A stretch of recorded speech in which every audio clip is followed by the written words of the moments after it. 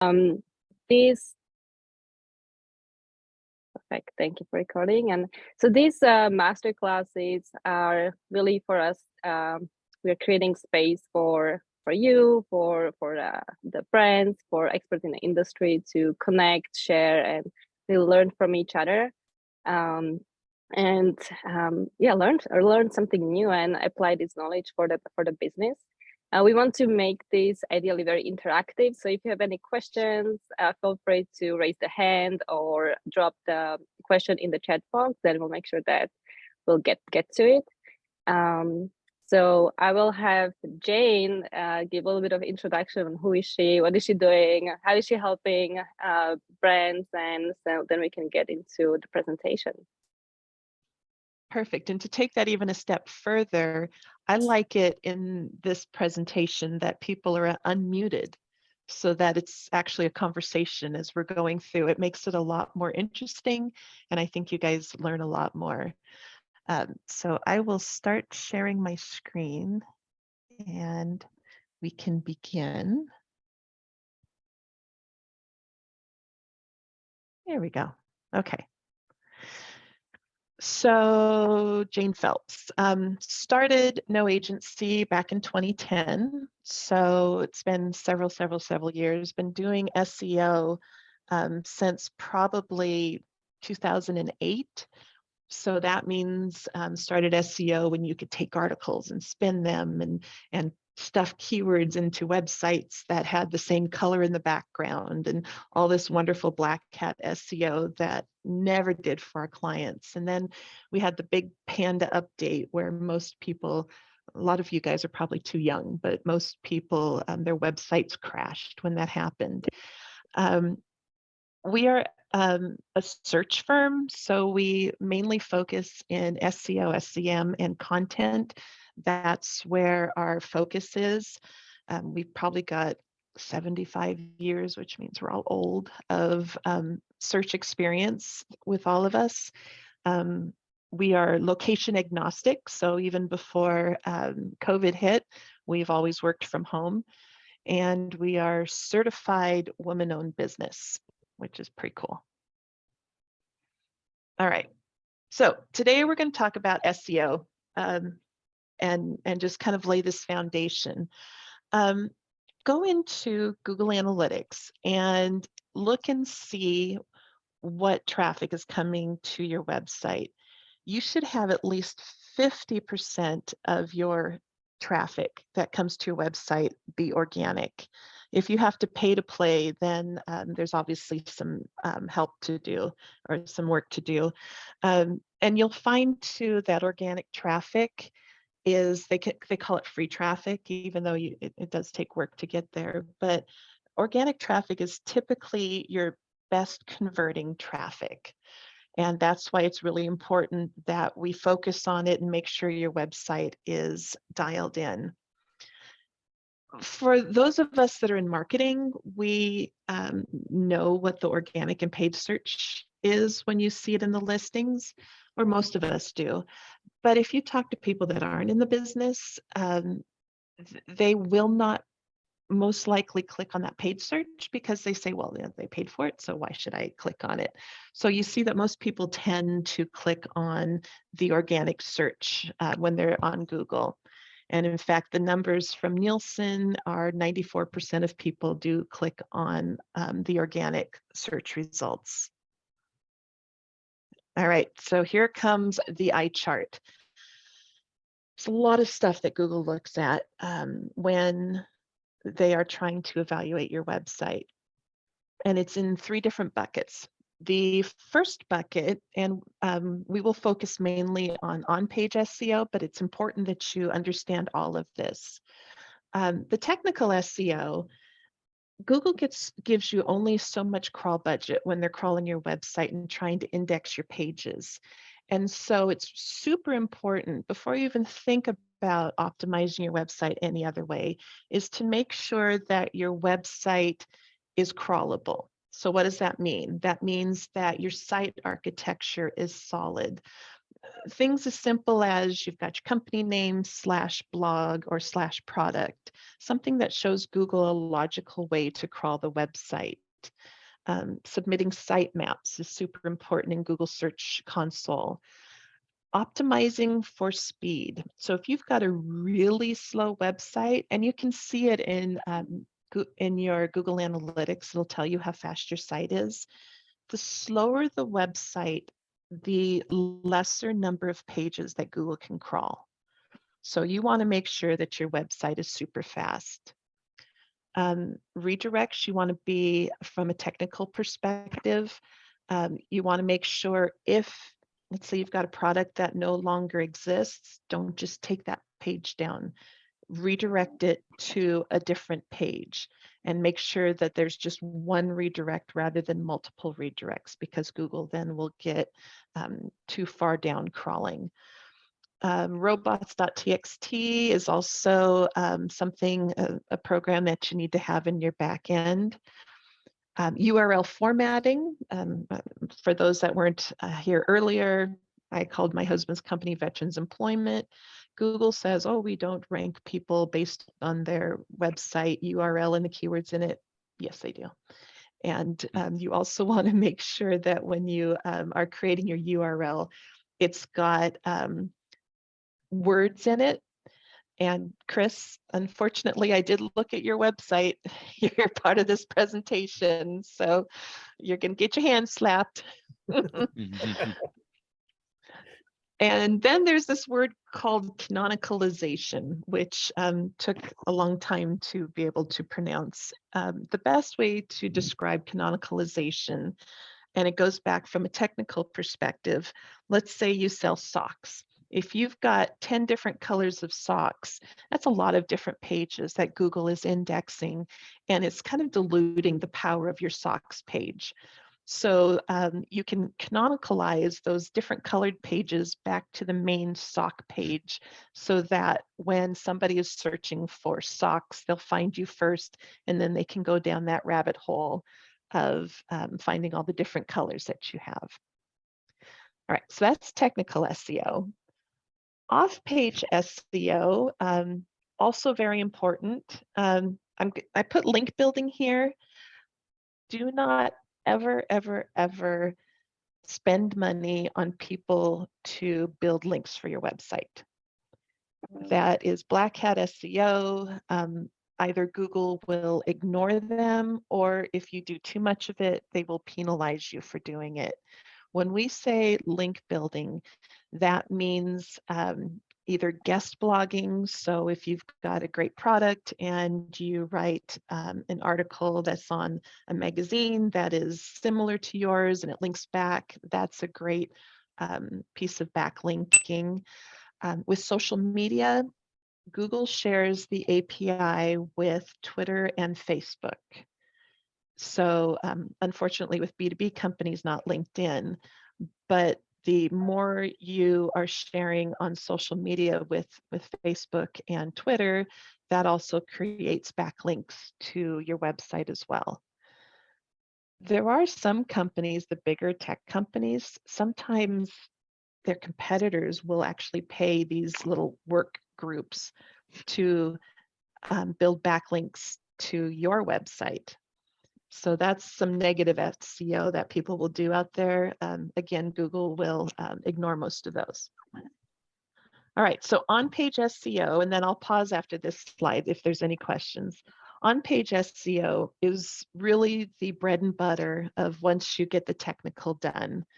And that is what the rest of the presentation will be about. And we talk about content and aligning it with a search intent, keyword optimization, making sure your images, the image alt text also includes the keywords on it, and then even down to the page speed. So sometimes your website can be slow or fast, but an individual page can have a whole bunch of heavy images and slow down. So you want each of those individual pages to also be as fast. All right, that's a bunch. Any questions yet from anybody?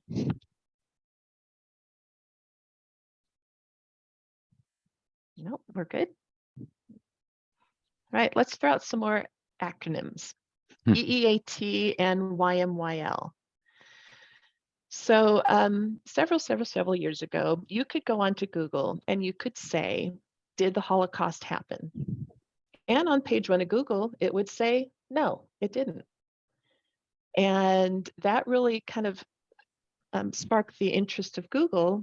Now we call it misinformation.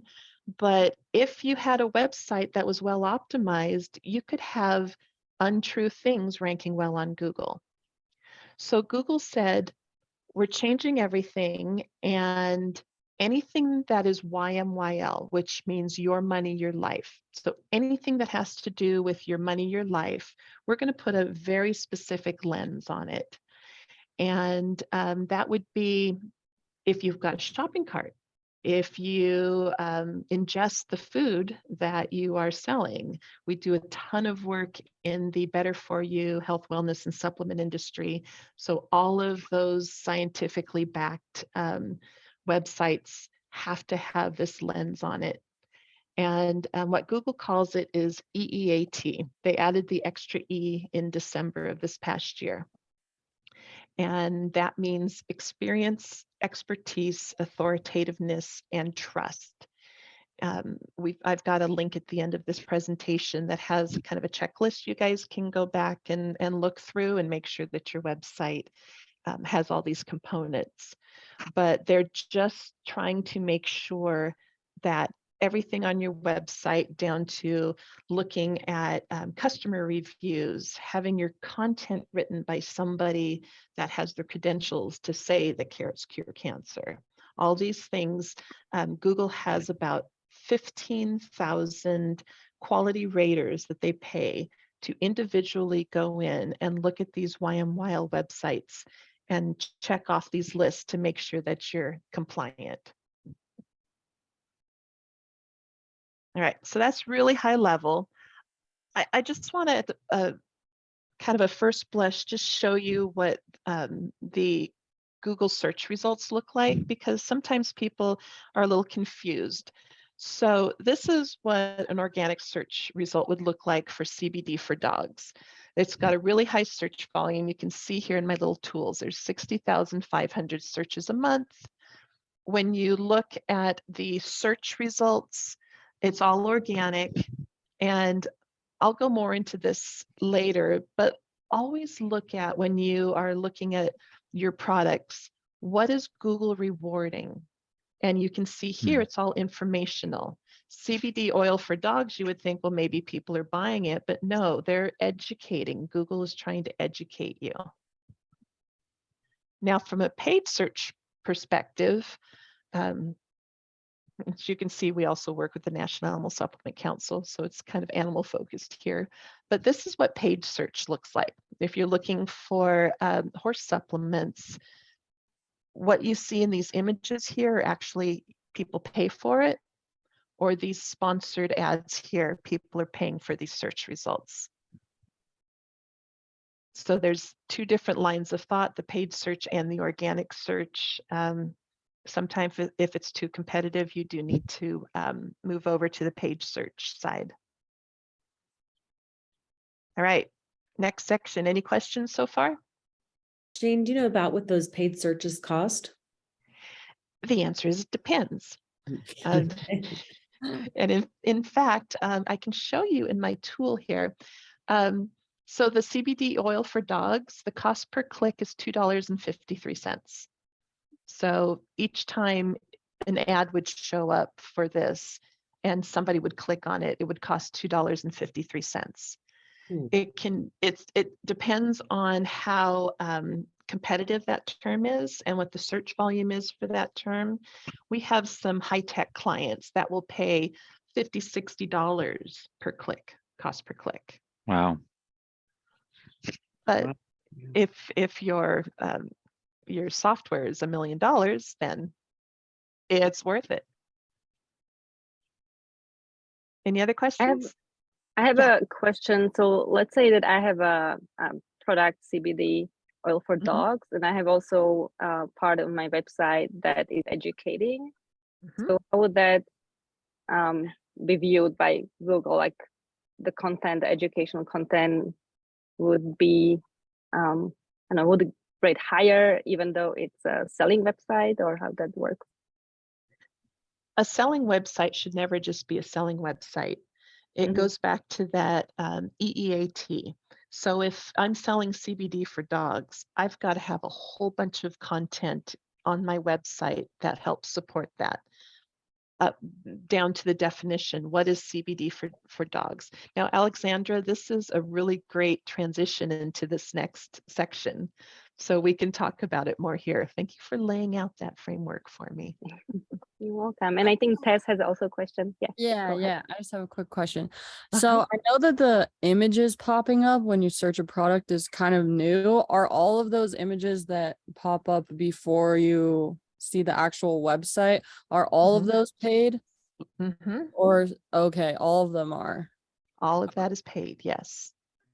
And the easiest way to see that is click on it, especially if it's your competitor, click on it and look at the URL structure, and you will see that there is an ID that shows that it was an ad. Okay. And Thank you. if it is your competitor, click on it, stay a few minutes, maybe go to a couple pages so that they will have to pay for that click. I'm just looking at the horse supplements. I just Googled. All right, so keyword research. Alexandra paved the way for this, this next topic. So keywords are literally the voice of your customer. What are they putting into Google to try and find you? There's different stages of keywords, which we'll talk about as well. But what's important before you ever start optimizing your website is to understand what your main keywords are, what those different level of the buyer's journey that keyword should be, and then be able to optimize your website currently and understand then what keywords are left over that you still need to write content around. I have to throw this slide in because then I'll have clients calling me saying, we're writing this and we don't know what the keyword is. Okay, you don't have to have a keyword for every single page. Any content that's that EEAT that we were talking about, and that's part of your keyword plan, you need a keyword for. Glossary definition type of content that helps boost your expertise, that needs to have keywords. All these blogs that you need to write to fill in those content gaps, that needs to have keywords.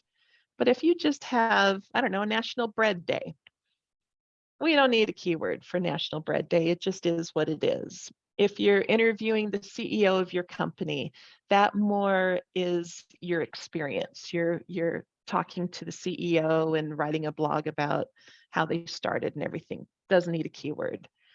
If you're doing a podcast, by the way, if you do a podcast or have a YouTube video on your website, write a transcript down below, because that helps. Google can't read or listen to the podcast, but it can read the transcript down below.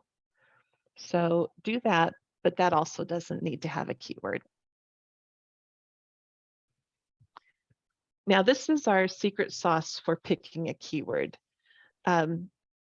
Once we do, it's called the keyword and competitive analysis, and that's just basically looking at yourself and your competitors to see what you rank for, what keywords they rank for. Lots of tools out there. I think you can get a free SEMrush out there. You can get a free SEMrush tool, different kind of free tools. All of ours, of course, are paid. But when you're thinking about the keyword, you think about, is it relevant? Is it something that our customers would say? Does it fit within our branding and our business? Then we look at search volume. It takes a lot of work to get your website ranked organically. So if the search volume, and you can see in Google AdWords, which you can also do for free, what the search volume is of your different keywords, if it's below 500, just go do paid search for that, because there's just not enough traffic that warrants you doing all of that writing and then waiting 6 months to a year for it to start ranking. So we look at that as well. And then we look at the user intent, which the next slide will talk a little bit more about. Important to note, only one keyword per page. So you can't be talking about socks on one page and also rank for tennis shoes on the same page. One keyword per page. Unless they're semantically related, then that's okay. And then the final thing is your content needs to be better than anybody else's for that keyword. So Alexandra, here's what we were talking about with the different types of content. There's a buyer's journey. So at the very top, like the CBD for dogs, it had a really high search volume. And if you looked at the search results, it was definition style. What is it? You know, who should use it? Things like that at a really high level. Every website should have, whatever it is you're selling, should have a definition blog to really show your expertise. And the blog should be considerably long, especially when it's informational. Look at what Google is rewarding on the top of the search results, see how long that content is, and try to match that length. The navigational is more people looking for a specific site. So it would be your brand name or where can I buy.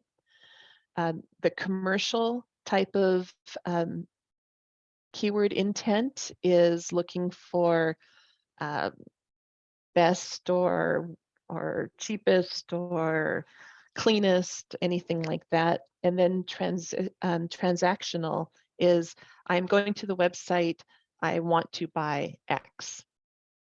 So as you are writing your content, make sure that it fits within this buyer's journey, but also make sure that you've got content in each of those buyer's journey so that regardless of where anybody is in their journey, parts of your website is showing up.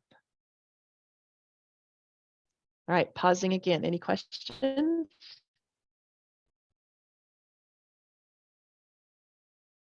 I had a question when you mentioned how do you know that your content for the keyword needs to be better than anyone else? So how do you measure if it's better? Looking at what Google is rewarding on the top of Google. Mm-hmm. And making sure that your content is better. And especially with that new E, that experience that Google added in December, if you can write about personal experience or a customer's experience or some kind of firsthand story, that helps it as well. Mm-hmm. To make it more personal. Yes. Mm-hmm. Hi, Emily. Hi, so I had some SEO work done a couple years ago, and would you say like this sort of thing becomes outdated over time? Like we had a lot of work done with keywords, and I'm just not sure like some of it's as relevant as it possibly could be, or like we're exhibiting best practices. Would you say that tends to happen? We're going to have some time after this presentation for you to drop in your website, and we'll just look and see how, with my tools, how it's performing. But anytime you're writing content, if it's really good content that's kind of your mainstay, it needs to be looked at every 90 days because Google has a freshness stamp. And if you've been writing about, what is it that you sell, Emily? It's a natural alternative sweetener. Okay, so you've got this sweetener and Google is going through and trying to find the best search result. They're going to look at it and go, they haven't touched this content in 2 years. So obviously it's outdated. So we're going to try and find somebody that has fresher content and maybe reward them. Okay, because we still get some of our informational blogs. We did a lot of this work, like I said, years ago, but we do still get quite a bit of traffic to some of those informational blogs. And those are evergreen blogs, which is great. but I Mm, would still just go in and just kind of dust them off. Even okay. every 6 months would be good. Okay. So Yes, you Krit. can update. I'm sorry. You can Yes. No, update. go ahead. No. Uh-huh. I was just wondering so updating past previous content does make it more relevant then to Google. 100%. Okay. 100%. Okay. And in fact, quick story, Disney went through, they had all these websites, and they went through and did a content audit. And any piece of content that had less than 100 visits in the last year, they looked at them and said, okay, either is it still relevant? If yes, then we need to go and dust it off and update it again. If not, we're getting rid of it and redirecting it to like maybe the main blog page. And they got rid of hundreds of thousands of pages by doing this content audit. And what happened was the crawl budget got better because now Google's not crawling these pages that are no longer relevant. And they started ranking better and increased their traffic. Wonderful. That's great to know. Thank you. Yeah. All right. And Frank? Hi, quick Hi. question. When you say check Google to see how your content ranks or how they're ranking it, can you go through that one more time?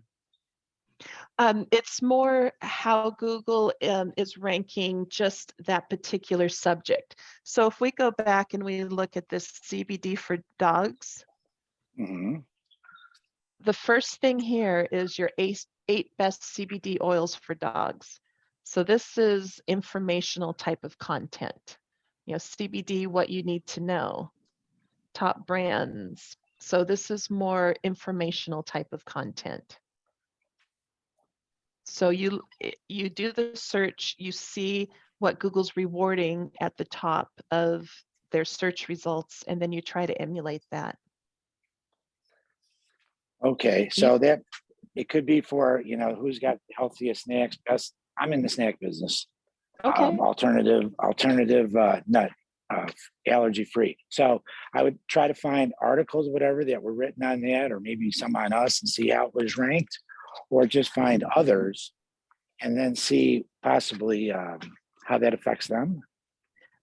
You would think about what your customers should be looking for if they're looking for alternative snacks, and put that keyword in, not a specific brand, but just put yourself in the mind of your customer and say, what are people looking for? And I should show up on Google. So it'll be more general terms than specific. Yes. Because one of the problems is, let's say you have a lot of benefits and a lot of certifications. What would you pick? Would you just go alternative nut, allergy free, pick one, or just say alternative snacks, and then this gets a little too general? How would you try to direct it just a little bit more in the filtering? I would start at the very high level, alternative snacks, and see what shows up, see if our competitors are there. And then alternative nut-based snacks, see if that is more defined and where our competitors are there, and just keep working your way down. Or if you're working with an SEO company, they can see what your competitors are ranking for and what you're ranking for, and help with keyword search to find that gap that you need to fill and find the right keyword. Okay, thank you very much.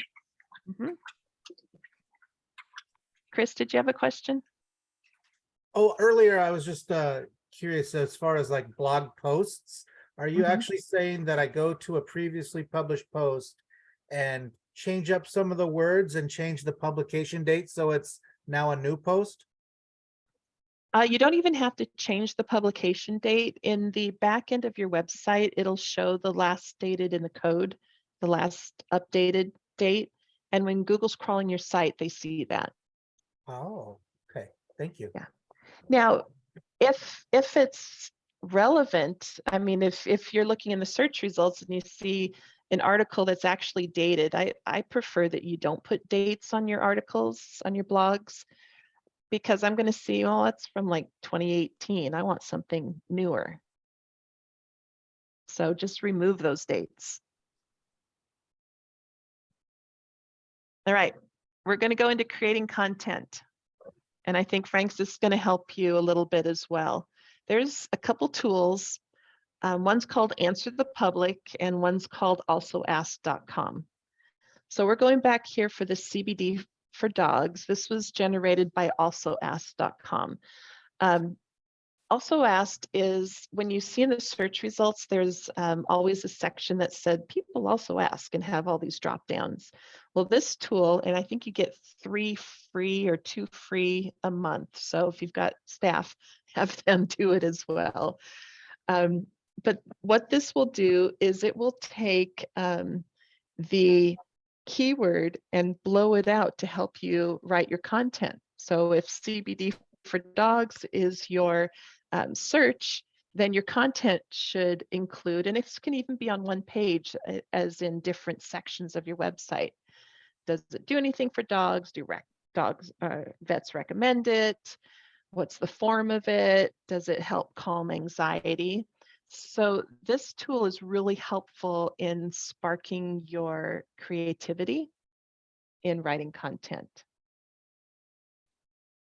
So here's your best practices too. Once you've picked your keyword, it needs to be in the title of the content. So as we were seeing in the search results, what are the top CBD products for dogs? It needs to, and that's going to be also part of your URL. It also needs to be in the header. On blogs, it's typically what the title of the article is, but on product pages, it is also what's bold on the top of your page. It should be incorporated in the first 100 words of content. So that would be the first paragraph. Anything less than 500 words is considered thin content. I don't know how tech savvy you guys are. If you or your team, tell them to go into Google Search Console and look for found but not indexed pages. And typically those are pages that Google says, yeah, we know it's there, but the content is not big enough words, enough context. So we're just not going to index it. And that's why thin pages are bad. So we always say, especially for blog articles, about 1,000 words is best. Make sure it's unique and also have unique metadata, which we'll talk about. And then internal link. So you've written a great blog and you don't link to any other pages. And what happens is that's called an orphan page. Google crawls it and they have no place to go. So if we've figured out the keyword for this product is healthy snacks, and I've written a blog, I need to link the first instance of that healthy snacks to that healthy snacks page. We're showing Google that we're writing this content to help support our product that we have. All right, speaking of writing content, we have to talk about ChatGPT. Anybody here played with it yet? I use it like almost every. Sasha. It's my best friend. It's that's kind of sad, right? But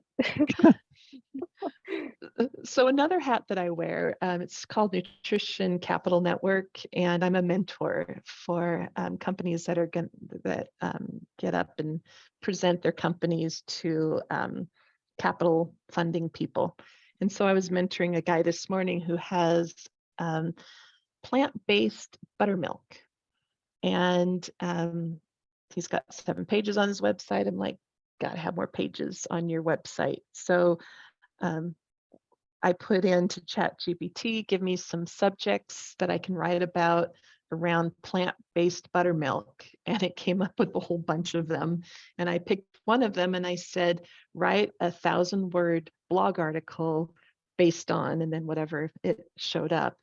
And it wrote just a brilliant article for him. Google says that AI written content, first they said, nope, we're not going to rank it, don't do it. And then I think when they had their own barred content, then they said, okay, we'll let you write AI and we'll rank AI content, but you have to go in, especially if you're a YMYL company, you have to go in, you have to review it, you have to change it, you have to make it more specific to what it is you're doing and make sure that there's no misinformation in there. But if you guys need some sort of boost with your content, I say go to ChatGPT and play with it. You know, here's some topics around horse supplements that it gave me, and I could have taken any one of these and said, write me an article about it, and it would. I have a quick question. How many blogs should you be doing on your website a month? Depends on how many blogs you currently have on your website. If it's you know, a good robust website, 2 a month is fine. Okay. But We're if just getting you, started, so our website's like a month old. there is nothing wrong with putting 20 new blogs up at once. Okay. Okay, cool. You will not get penalized. It will just add more content to it. Okay, great.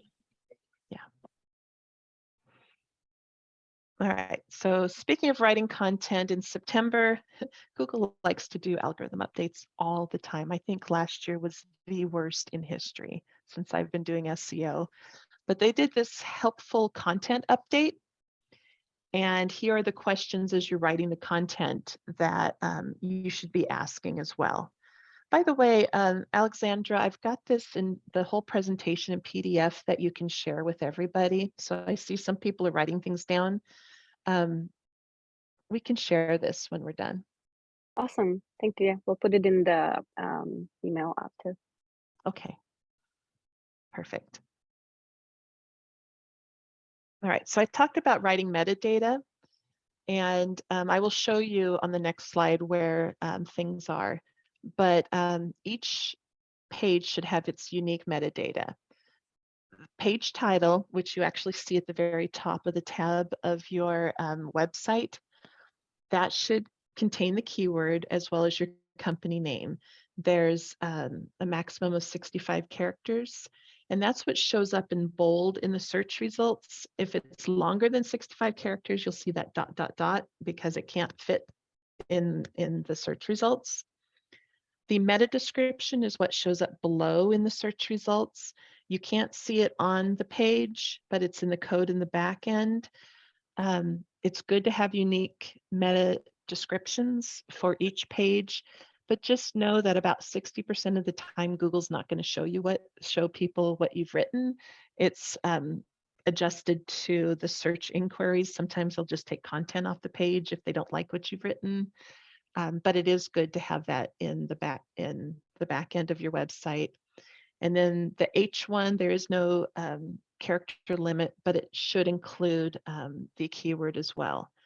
So when Google is ranking your website or your page, the page title, the H1, and the content should all contain that keyword in order to rank.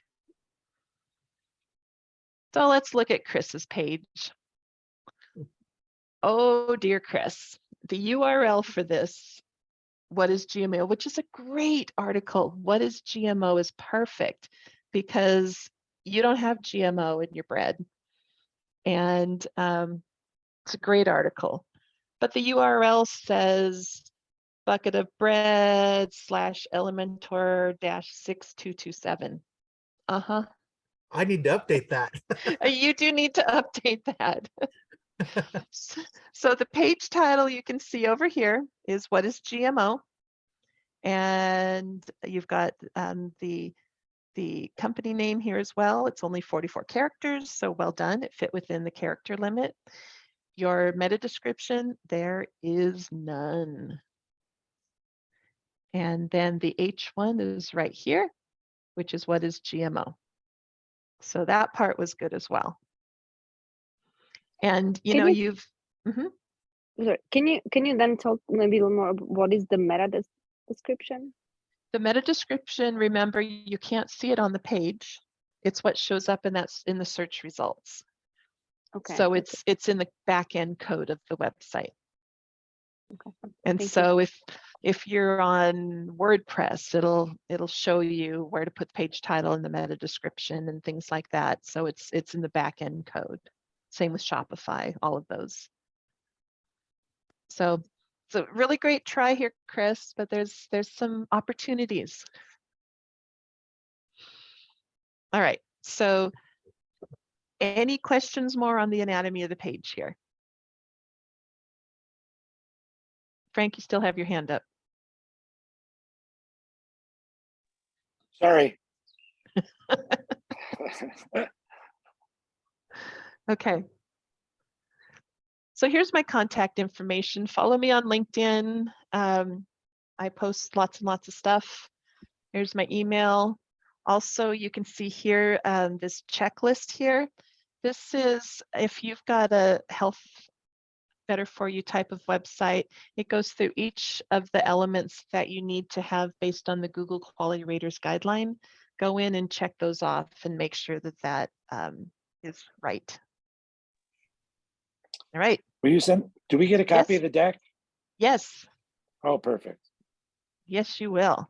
All right. So Q&A. This is the fun part. So Emily, what is the website? I'll put it in the chat. Oops.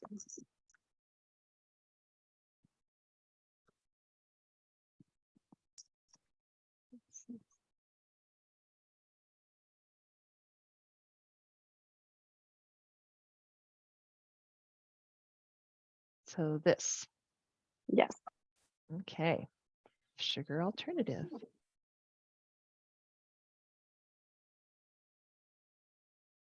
So this is Bright Edge. It's an enterprise SEO tool.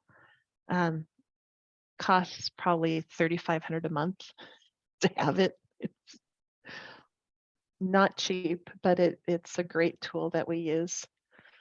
Yep, I can do yours next, Haley. I don't know. Can you see it by the pool though? Is the sun too bright? I can see it. I got my sunglasses on. Just checking. Okay, so Emily, first thing I look at is last year you had 2 keywords on page 1. This year you've got 3 keywords on page 1. Not that much. So I know you were Because- saying Mhm. that you want 1 keyword per page. Does that not Mhm. occur? Is that not relevant for your front page? Your home, that's a great question. Your home page, and you can, this book here is called Evil Plans and Unicorn Drawings. This is the home page of your website. I should only go to this if I know who you are. It's the content inside your website is where people should go for what it is that you do. Okay. So you rank for 124 keywords. First, we look at page 1 because here's your SEO joke for the day. Where do you hide dead bodies? Anybody? Page 2 of Google. Yeah. Okay, so looks like the sweeter side, your table grapes, that's the blog that's doing the heavy lifting for you. Mm-hmm. Is that the one that you were thinking about? Yeah, that's definitely one of the ones I know we get a lot of views on. Mm-hmm. So there's, in the US, there's 210 searches a month for wine grapes versus table grapes. And then you've got an image here that's ranking as well. But will this convert into a sale for you? I mean, we're not selling 210 bottles per month from this page. No. Well, no, your conversion should always be about 2%. So of course, no, you wouldn't be selling that much. But I'm thinking more, is this from? Oh, it's from grapes, from wine grapes. Okay, Yes. so that makes sense. Yeah. Mm-hmm. So there's definitely an opportunity if you look at all the keywords that you rank for. The highest search volume is gift bags, but that's in position 84. Well, that's And your interesting. fructose versus glucose, that's got a high search volume. I would go and dust that one off a little bit. Mm-hmm. Yeah, so looks like you've done a good job of the content that you wrote, but I would dust it off, write more, and maybe go even deeper. Okay. So what would you say about like recipes? How do those typically work for conversion and ranking? Recipes are great. One of our clients is avocados from Mexico, and they've got tons of recipes on their website. So if you've got great recipes that use your product, I would create a whole recipe section. Okay, we have them And kind of interstrewed with the informational blogs currently. can you tag them with recipes? What I'm not sure exactly. What do you mean by Sometimes that? you can see all the topics. Here we go. Oh yeah. And yeah, that's the more topics you have, the more diluted your website gets. Hmm. And Okay, a lot less of topics. yeah, less topics, a lot of hashtags. I wouldn't do hashtags. And I would do, as you look at this, Bordeaux blank. Would anyone ever search for Bordeaux blank? That's one of our main blends. So, I mean, it would be someone who knew our product line already. Mm-hmm. But as a consumer, it's not something that they would search for. Right. You know, I can see more like recipes or informational Okay. things a little more higher level Okay. as tags. Okay. All right. Haley changed it to the 90-day habit.co.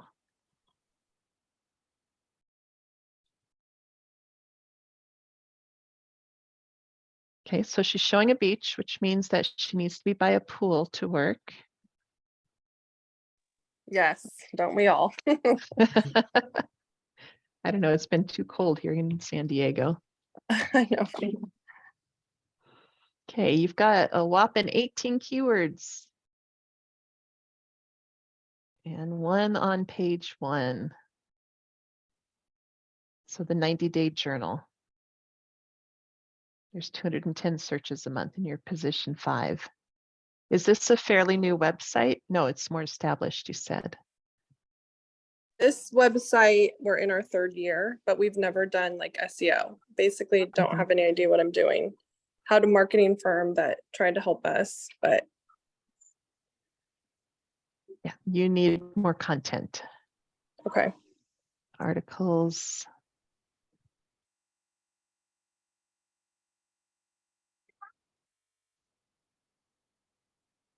Big images. I bet this is slow. Big images.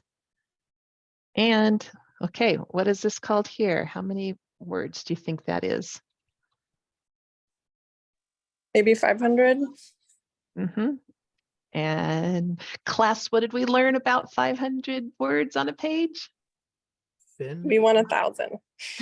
Thin content. That's right. That's right. So that's why your blogs aren't being picked up. They're too thin.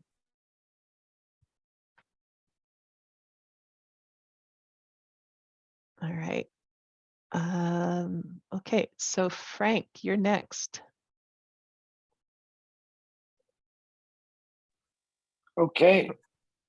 Okay, how are we doing on time? Got another eight minutes. Flavorlicious snacks. I don't mean to be corrective. Favalicious. Fava is the bean. Favalicious. No, please be correct. It's favalicious. Okay. Okay. Well, we've got All about 87. fava beans. Oh, fava beans. Okay. And our fava beans. Okay, fava bean benefits.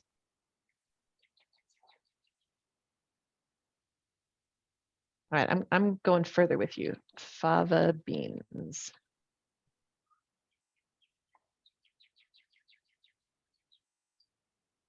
So wow, 165,000 people a month search for fava beans. Do you have a blog about what are fava beans on your website, Frank? You know, I don't. And I have it in my decks, but we've been talking about putting it on the website. Okay, Jane What says is- put it on your website. What is fava? Okay, then Mhm. we're doing it. What are fava beans? Mhm. And you can ask ChatGPT to help you outline it as well. Ask, I've say, actually used it for a couple of things, and it is Mhm. wonderful. it's pretty cool. Even say our writers do that too. Give me an outline for what are fava beans, and it'll give you the different headlines, or you use Also Asked or Answer the Public, the other two tools that I showed you. All right, so back to your website, your page 1 keywords. Fava beans, okay, fava bean snacks, that's good.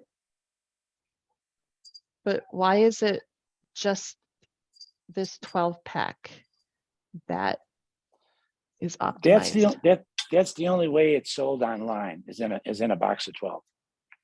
Right, but this is the salt and vinegar, whereas it looks like you have different flavors. Yes, Okay. there's 3 flavors.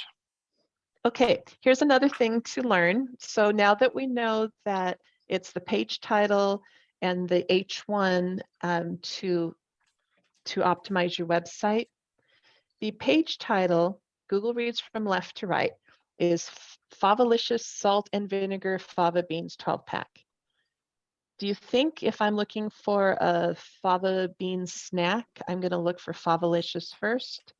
Probably not. So I would call this, let's see, fava bean snack. There's search volume to it.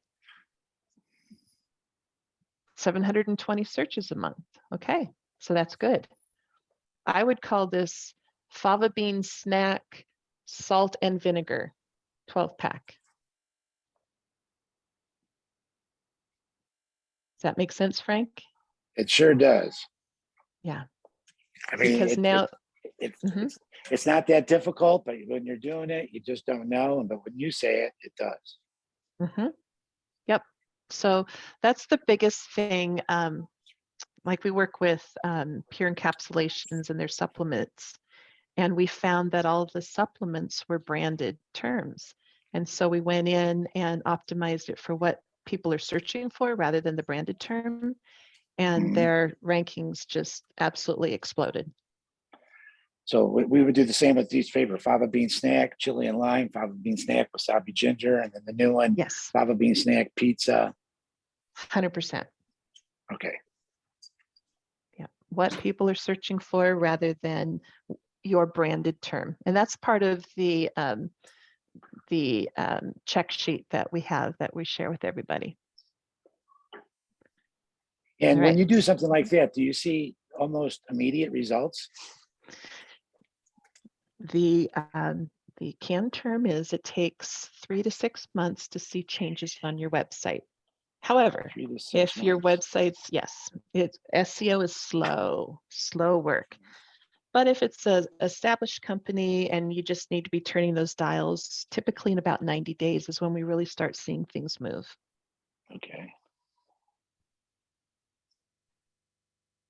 And sidebar, we probably should do the same on Amazon. So funny, I'm glad you mentioned that. The better optimized, and you don't even think about it. When someone told me this a couple years ago, it's like, of course, the better optimized your website is organically, the better you'll do on Amazon, the better you do on paid search. So think about it. If I'm looking for a fava bean snack and all of a sudden Favalicious shows up in the top of your organic search results, well, I'm going to jump over to Amazon and see if I can buy it there because I've just learned about Favalicious. Okay.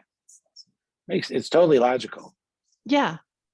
Totally. You just had to have someone spell it out for me. All right. Mine look like. Do we have, I think Emily has a question as well. And then I see 2 more questions in the chat box. So we have 2 minutes. So just 2 minutes. I know we could do this for hours. Yeah. I just had Emily, a really quick, I had a really quick question. So when you're saying to use a keyword for the URL, are you trying to use like a more general keyword that has like a really high search volume, or something more specialized in terms of like it having a better click-through type rate? So looking at Frank's here, if I just look at the URL, it says salt and vinegar fava beans. So that's good. So Okay. it doesn't say favalicious salt and bean fava beans. So it's a nice short URL. Okay, that makes sense. Thank you. Mhm. All right, Alexandra, I'll let you drive. What should I do next? Okay, Jennifer is also asking what best practices if you need to change a page title so you don't lose the SEO you already have. Yes. So I'm in a blog here, and I've decided I need to, okay, it's uncategorized by admin. Even more to tell you here. When you change a URL, all this goodness that has been building up on your website, which is, your page authority and your traffic and all of that, only change your page if it's completely changing. Otherwise, leave the URL the same, just do the page title and the H1 and update the content, because you will see a decrease if you change that URL. So it's really a business decision, case by case. I work with a large consulting company, and it was technology consulting versus IT consulting. IT consulting was not the right word. We optimized the page for technology consulting, but we kept that URL IT consulting. It still got to page 1. You don't want to change it unless you absolutely have to.